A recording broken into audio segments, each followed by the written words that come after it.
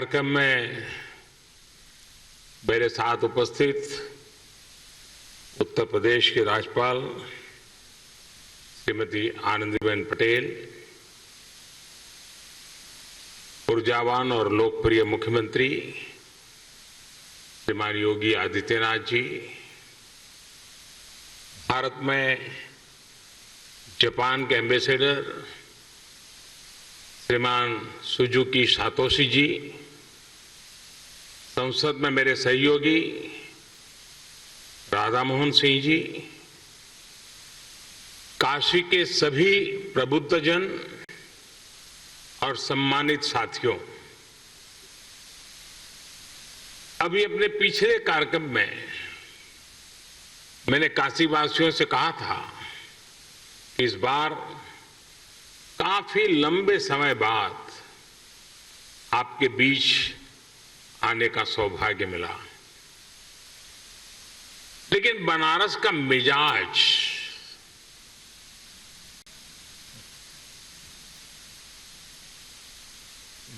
ऐसा है कि अरसा भले ही लंबा हो जाए, लेकिन ये शहर जब मिलता है तो भरपूर रस एक साथ ही भर करके दे देता है।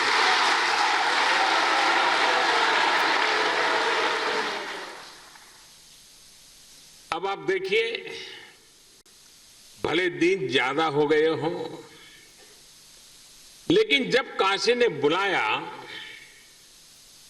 तो बनारस वासियों ने एक साथ इतने विकास कामों की झड़ी लगा दी।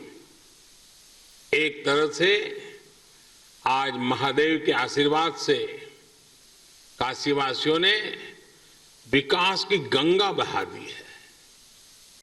आज ही सैकड़ों करोड़ की अनेक योजनाओं का लोकार्पण और शिलान्यास हुआ, और अब ये रुद्राक्ष कन्वेंशन सेंटर, काशी का प्राचीन वैभव अपने आधुनिक स्वरूप, यानी एक प्रकार से आधुनिक स्वरूप में अस्तित्व में आ रहा है। काशी के बारे में तो कहते ही हैं कि बाबा की ये नगरी कभी थमती नहीं, कभी थकती नहीं, कभी रुकती नहीं। विकास की इस नई ऊंचाई ने काशी के स्वभाव को एक बार फिर सिद्ध कर दिया है। कोरोना काल में जब दुनिया ठहर सी गई, तब काशी संयमित तो हुई, अनुशासित भी हुई, लेकिन सृजन और विकास की धारा अविरल बहती रही।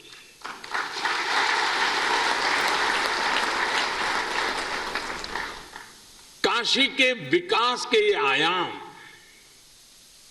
ये international cooperation and convention centre Rudraksh आज इसी रचनात्मकता का, इसी गतिशीलता का परिणाम है।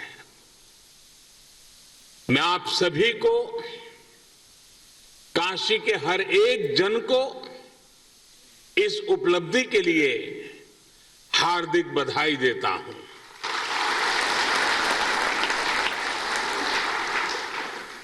विशेष रूप से मैं भारत के परम मित्र जापान को, जापान के लोगों को, प्राइम मिनिस्टर श्री सुगा योशिहिदे को और एम्बेसडर श्री सुजुकी सातोशी जी को बहुत बहुत धन्यवाद देता हूं। और अभी हमें प्रधानमंत्री जी का वीडियो संदेश भी देखा। उनके आत्मीय प्रयासों से काशी को ये उपहार मिला है। प्राइम मिनिस्टर श्री सुगा योशिहिदे उस समय चीफ कैबिनेट सेक्रेटरी थे। तब से लेकर पीएम की भूमिका तक लगातार वो इस प्रोजेक्ट में व्यक्तिगत रूप से इन्वॉल्व रहे। भारत के प्रति उनके इस अपनेपन के लिए हर एक देशवासी उनका आभारी है। साथियों, आज के इस आयोजन में एक और व्यक्ति है जिनका नाम लेना मैं भूल नहीं सकता। जापान के ही मेरे एक और मित्र शिंजो आबे जी। मुझे याद है शिंजो आबे जी जब प्रधानमंत्री के तौर पर काशी आए थे तो रुद्राक्ष के आइडिया पर उनसे मेरी लंबी चर्चा हुई थी। उन्होंने तुरंत ही अपने अधिकारियों से इस आइडिया पर काम करने को कहा। इसके बाद जापान का जो कल्चर है, उनका गुण है, चर परिचित उनकी विशेषता है परफेक्शन और प्लानिंग। इसके साथ इस पर काम शुरू हुआ और आज ये भव्य इमारत काशी की शोभा बढ़ा रही है। इस इमारत में आधुनिकता की चमक भी है और सांस्कृतिक आभा भी है। इसमें भारत जापान रिश्तों का कनेक्ट भी है और भविष्य के लिए अनेकों संभावनाओं का स्कोप भी है। मेरी जापान यात्रा के समय हमने दोनों देशों के रिश्तों में पीपल टू पीपल रिलेशंस में इसी अपनेपन की बात कही थी। हमने जापान से ऐसे ही सांस्कृतिक संबंध की रूपरेखा खींची थी। मुझे खुशी है कि आज दोनों देशों के प्रयासों से विकास के साथ साथ रिश्तों में मिठास का नया अध्याय लिखा जा रहा है। काशी के रुद्राक्ष की तरह ही अभी कुछ हफ्ते पहले ही गुजरात में भी जापानी जैन गार्डन और काइजेन एकेडमी का भी लोकार्पण हुआ था। जैसे ये रुद्राक्ष जापान की ओर से भारत को दी गई प्रेम की माला की तरह है, वैसे ही जैन गार्डन भी दोनों देशों के आपसी प्रेम की सुगंध फैला रहा है। इसी तरह चाहे स्ट्रेटेजिक एरिया हो या इकोनॉमिक एरिया, जापान आज भारत के सबसे विश्वसनीय दोस्तों में से एक है। हमारी दोस्ती को इस पूरे क्षेत्र की सबसे नेचुरल पार्टनरशिप में से एक माना जाता है। आधुनिक इंफ्रास्ट्रक्चर और विकास को लेकर भी कई अहम और सबसे बड़े प्रोजेक्ट्स में जापान हमारा साझीदार है। Mumbai Ahmedabad high speed rail हो, दिल्ली मुंबई इंडस्ट्रियल कॉरिडोर हो या डेडिकेटेड फ्रेट कॉरिडोर हो, जापान के सहयोग से बन रहे ये प्रोजेक्ट न्यू इंडिया की ताकत बनने वाले हैं। साथियों, भारत और जापान की सोच है कि हमारा विकास हमारे उल्लास के साथ जुड़ा होना चाहिए। ये विकास सर्वमुखी होना चाहिए, सबके लिए होना चाहिए और सबको जोड़ने वाला होना चाहिए। हमारे पुराणों में कहा गया है, तत्र अश्रु बिंदु तो जाता महारुद्राक्ष रक्षकाः मम आज्ञया महासेन सर्वेषाम हित काम्या, अर्थात सबके हित के लिए सबके कल्याण के लिए भगवान शिव की आंख से गिरी अश्रु बूंद के रूप में रुद्राक्ष प्रकट हुआ। शिव तो सबके हैं, उनकी अश्रु बूंद मानव मात्र के लिए स्नेह का, प्रेम का प्रतीक ही तो है। इसी तरह ये इंटरनेशनल कन्वेंशन सेंटर रुद्राक्ष भी पूरी दुनिया को आपसी प्रेम, कला और संस्कृति के जरिए जोड़ने का एक माध्यम बनेगा। और काशी का तो बात ही क्या, काशी तो वैसे भी दुनिया का सबसे प्राचीन जीवन शहर है। शिव से लेकर सारनाथ में भगवान बुद्ध तक काशी ने अध्यात्म के साथ साथ कला और संस्कृति को सदियों से संजो कर रखा है। आज के समय में भी तबला में बनारस बाज की शैली हो, ठुमरी, दादरा, ख्याल, टप्पा और ध्रुपद हो, धमार, कजरी, चैती, होरी जैसी बनारस की चर्चित और विख्यात गायन शैलियां हो, सारंगी और पखावज हो या सहनाई हो, मेरे बनारस के तो रोम रोम से गीत, संगीत और कला झरती है। यहां गंगा के घाटों पर कितनी ही कलाएं विकसित हुई हैं, ज्ञान शिखर तक पहुंचा है और मानवता से जुड़े कितने गंभीर चिंतन इस मिट्टी में हुए हैं।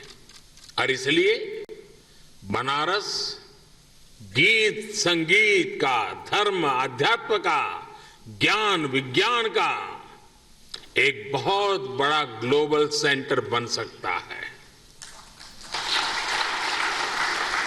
साथियों, बौद्धिक विमर्शों के लिए, बड़ी सेमिनार्स और कल्चरल इवेंट्स के लिए बनारस अपने आप में एक आइडियल लोकेशन है। देश विदेश से लोग यहां आना चाहते हैं, यहां रुकना चाहते हैं। ऐसे में अगर यहां इसी तरह की इवेंट्स के लिए सुविधा मिलेगी, इंफ्रास्ट्रक्चर होगा, तो स्वाभाविक है बड़ी संख्या में कला जगत के लोग बनारस को प्राथमिकता देंगे। रुद्राक्ष इन्हीं संभावनाओं को आने वाले दिनों में साकार करेगा। देश विदेश से कल्चरल एक्सचेंज का एक सेंटर बनेगा। उदाहरण के तौर पर बनारस में जो कवि सम्मेलन होते हैं, उनके फैन पूरे देश में और दुनिया में हैं। आने वाले समय में इन कवि सम्मेलनों को वैश्विक प्रारूप में इस सेंटर में आयोजित किया जा सकता है। यहां 1200 लोगों के बैठने की व्यवस्था के साथ सभागार और सम्मेलन केंद्र भी हैं, पार्किंग सुविधा भी है और दिव्यांगजन के लिए भी विशेष इंतजाम है। इसी तरह पिछले 6-7 सालों में बनारस के हैंडीक्राफ्ट और शिल्प को भी प्रमोट करने, मजबूत करने की दिशा में काफी काम हुआ है। इससे बनारसी सिल्क और बनारसी शिल्प को फिर से नई पहचान मिल रही है। यहां व्यापारिक गतिविधियां भी बढ़ रही है। रुद्राक्ष इन गतिविधियों को भी बढ़ाने में मदद करेगा। इस इंफ्रास्ट्रक्चर का कई तरह से बिजनेस एक्टिविटीज में इस्तेमाल किया जा सकता है। साथियों, भगवान विश्वनाथ ने तो खुद ही कहा है, सर्व क्षेत्रेषु भूपुष्ठे काशी क्षेत्रम चमे वपुः, अर्थात काशी का तो पूरा क्षेत्र ही मेरा स्वरूप है। काशी तो साक्षात शिव ही है। अब जब पिछले 7 सालों में इतनी सारी विकास परियोजनाओं से काशी का श्रृंगार हो रहा है, तो ये श्रृंगार बिना रुद्राक्ष को कैसे पूरा हो सकता था। अब जब ये रुद्राक्ष काशी ने धारण कर लिया है, तो काशी का विकास और ज्यादा चमकेगा और ज्यादा काशी की शोभा बढ़ेगी। अब ये काशी वासियों की जिम्मेदारी है। मैं आप सबसे विशेष आग्रह भी करता हूं कि रुद्राक्ष की शक्ति का पूरा उपयोग आपको करना है। काशी के सांस्कृतिक सौंदर्य को, काशी की प्रतिभाओं को इस सेंटर से जोड़ना है। आप जब इस दिशा में काम करेंगे तो आप काशी के साथ पूरे देश को और दुनिया को भी जोड़ेंगे। जैसे जैसे ये सेंटर सक्रिय होगा, इसके जरिए भारत जापान के रिश्तों में, उस रिश्तों को भी दुनिया में एक नई पहचान मिलेगी। मुझे पूरा विश्वास है, महादेव के आशीर्वाद से आने वाले दिनों में ये सेंटर काशी की एक नई पहचान बनेगा, काशी के विकास को नई गति देगा। इन्हीं शुभकामनाओं के साथ मैं अपनी बात को समाप्त करता हूं। मैं फिर एक बार जापान सरकार का, जापान के प्रधानमंत्री जी का विशेष रूप से आभार व्यक्त करता हूं और बाबा को यही प्रार्थना करता हूं, आप स्वयं को स्वस्थ रखें, खुश रखें, सजग रखें और कोरोना के सारे प्रोटोकॉल का पालन करने की आदत बनाए रखें। आप सबका बहुत बहुत धन्यवाद। हर